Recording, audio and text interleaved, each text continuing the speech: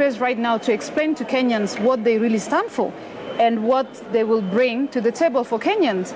And yes, you're asking me, is the corruption, are we to blame the electorate? Asaska, now I think you get one interruption also. It's fair play for everyone. We're going to ensure everybody's interrupted at least once. You can see now on your screens that the Azimio la Umoja One Kenya Alliance Deputy Presidential Candidate, Honorable Martha Karua, is now here, ready for the debate, which is starting in the next 30 minutes from now. It's going to take 1.5 hours, where they're going to outline the reasons why they're running for office and why they should be elected. Right after that, what is going to happen is they're going to take a ballot session. In that ballot session, whoever picks the first number is the one who will make the opening remarks first. I think she's accompanied by her family there. So once that happens, the second person is the one who will also make the closing remark second. That's Honorable Martha Karua coming in for the debate that's going to take place in just a short while there, but 1.5 hours of it. Where Kenyans, you can send in your questions as well on 22843,